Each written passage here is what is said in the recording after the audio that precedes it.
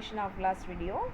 Now see here, so for row index comma row value and then open bracket close bracket in df iteration rows, this is the syntax for that. So instead of row index I can pass ij, same ij should be passed over here, that's it, okay, or any another variable name. I'm just going to do like this, just keeping the same index, row index and row value, going to pass the same thing in this program. Now see here, press F5 in order to run this. See here, now these are all the retrieving data from already existed, already stored database. So already you have stored database data frame in the system, right? Now using this panda, you are just going to retrieve all the rows. How? Row index is 0, first row, right? Row values are employee ID is 101, employee name Sachin, and gender male, date of joining is this one, salary is this one, and next one, row index is 1, and then row index 1, row values are employee ID 1002, employee name Vinodini. So this is what the retrieving data from already existed database. Understand? So database has been created by Panda like this. This is what the database created by you just now, and now you are just going to retrieve all the data items from there. So this is what the row index, and these are all the row values. This is called row, right? And the next one, row index is 1 and row values are these. Similarly, you are going to deal with all the rows. You have retrieved all the rows from the database already existed, right? So this is what, how to retrieve data elements whichever stored in database using pandas data frame items. Okay, so this is what the thing today you are learning. Okay, next one I'm just going to call with column names.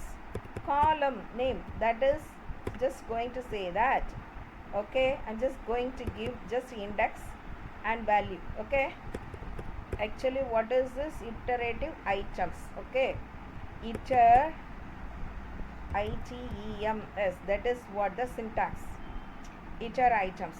And here already index I just kept like this, or otherwise you can have row column name, column value, like that. I'm just going to say that here value, that's it. Okay, this is the thing we are going to retrieve from column wise.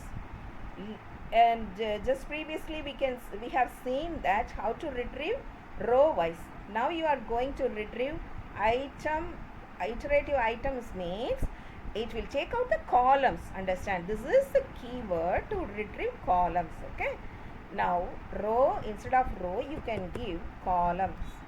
So this is what column index and column values. Okay, that's it. Now you press this F5 to run it. See here, look at here, you could understand that. Now you see here, so first one is, this is what the data frame we have created. Data frame means database items. Now column index, what is a column index? These are all called row, this is a row, but column is this items, right? Perpendicular items are called, perpendicular means vertical items are called columns, right? So just I'm just going to say that column index is employee ID. This is the name of the column, and then values are 101, 102, 103, like that. Similarly, e name is the column name, and then Sachin, Vinodini are the column values. Similarly, gender, then male, female are the column values. So column name is gender, column value is male, female. So you could see that. So column index is gender, column values are female, male. This is what we think. Understand? And then date of joining, and then salary. Okay, so this is what data frame, how to retrieve data items from the database. Database items can be stored like a data frame in R, Python, pandas. Pandas are used to make a database items, data frames only. Okay, matplotlib was used only